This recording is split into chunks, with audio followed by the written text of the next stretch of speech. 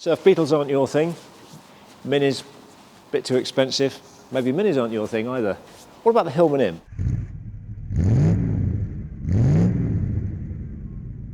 As standard, the Imp shell, a lot of it's double skinned and it is really solid. It's really a rigid shell, but if you're looking to buy an Imp, you've probably looked at all the history, of course, the sorry story of how the shells were made in one place and the cars in another, and how the production was organised and routes were forced to produce the cars in Scotland with a lack of skilled labour and all that sort of story, means that they weren't made to the highest standards when they were new. And of course, like anything of that age, they do tend to rot. So where do you want to look? Well, the sills are critical on the Imp. They give the car a lot of its strength, and like the Beetle, they carry the heater pipes inside the sills, so the hot air travels through them, and that doesn't help them to survive either. On the inside, you want to feel where the sills join the floor, and on this car we haven't got any carpets in it, so you can look easily and find the join between the sill and the floor, and it should feel nice and solid and square. And if you squeeze it and it moves, you know that's bad news, and you are going to have to budget to have some sills put on the car.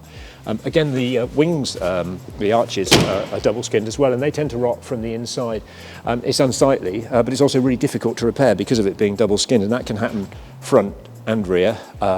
Something else that's expensive to fix is the rear section of the roof. The early cars had vents in the back of the roof to let the air out. It's an air extraction system. Apparently it used to suck fumes in from badly sealed engine bays, so of course they deleted those, but of course it meant that there was a closed box section at the back of the roof which can then rot out. On its boot doors they can all rot, and under the back seat you want to have a look and check that the area where the bolting crossmember mounts is all solid, because people tend to do all sorts of bodges in that. You also want to check the floors on the inside. I mean, that's a relatively easy fix, but you'll find rot where the floors meet the corners at all four corners, and again that's a little bit more expensive to fix. Basically anything made of metal can rust. It's not unique to the Imp, of course, it's the age of the car. Anything from that era will rust, but they were at one point really cheap cars, and people did used to run them on a terrible tight shoestring, so just check that it isn't too rotten, and if it doesn't look too rotten, check that the repairs have been done properly and not been bodged. So assuming you found a nice solid Imp, what else do you need to worry about? Well, the cooling system. There's a lot of places where the coolant can leak,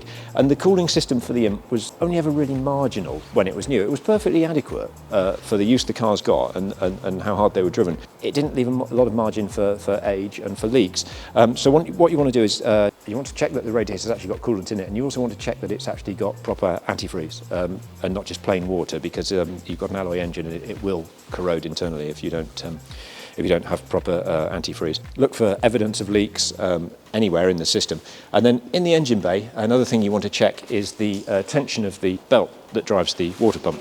The bearing on the pump is not the most robust, and people tend to over-tighten the belt, then the bearing fails with consequent issues. If you've ever heated the Imp engine, it's not done it any good at all. But they've not all been overheated, and to some extent that's been over-egged. You know, it's like the MGF. Not all of them have had a new head gasket. So, you know, one that's been cared for properly may well be perfectly all right. Run it up to temperature, make sure it doesn't overheat, and don't worry about it. As for the engine itself, they're a lovely unit. There's a myth that's grown up that it's a Coventry Climax unit. It's not actually the fire pump unit, but it's very similar to it. As for the gearbox, you've got obviously a long linkage like the Beetle, with the lever at the front, box at the back. It should feel lovely, actually, really precise and just switch-like from gear to gear. And if it doesn't, it's probably just the base of the lever that's all worn out. It's got a 4-synchro box as well, so no problem in town driving. And if it jumps out of gear or it needs double declutching, then something is wrong with the box. But again, problems should be quite obvious, really, if that's happened. Trim. Really difficult to get. This car here's got a pair of Cobra seats in it, which are probably more comfortable than the originals, to be fair, and the originals are actually with the car. Most of them were vinyl. They clean up really nicely. You'd be surprised how well plastic stuff can be recovered even when it looks terminal, but just you cannot buy new parts for the Imp very easily. And obviously second-hand stuff is getting scarce. Luckily, you know, it's not a Mark II Jag. There's not great big swathes of wooden leather that you need to sort out. So most of it is quite basic.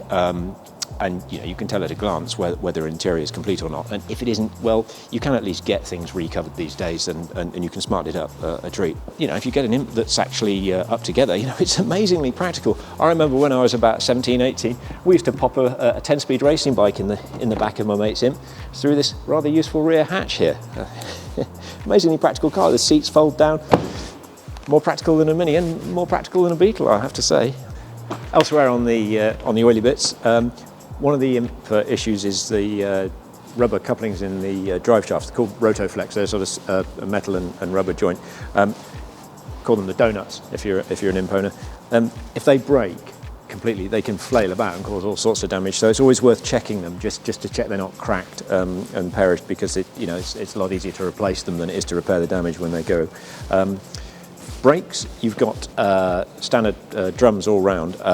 Only a couple of models had the servo, the Stiletto and the Imp Sport. So you do get disc conversions. Homemade ones, well, you've got to judge how well they've been done, but Imp specialists will sell you a properly engineered kit.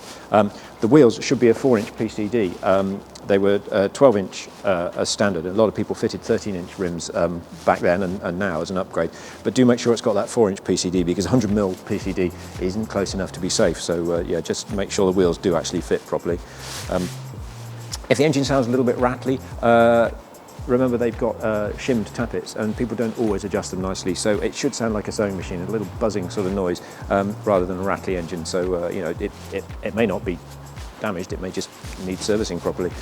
And just one other thing that you want to look for in an Imp: step away from it a bit and just check that it sits level, because the springs can tend to sag, and they seem to sag more at the back than the front, and it gives it a terrible rear down stance, which doesn't look right. Well, you can buy lowering springs, you can buy standard replacements, and it wants to sit nice and level. Well, to sum up the Imp, should you buy one? Yes, you absolutely should. They're brilliant fun. I'd love a nice Imp. Don't buy a rusty one, or don't buy a rusty one unwittingly. Make sure the body is sound, and if you buy one that is in good fettle, you really won't regret it. I mean, I think they're more fun than a Mini.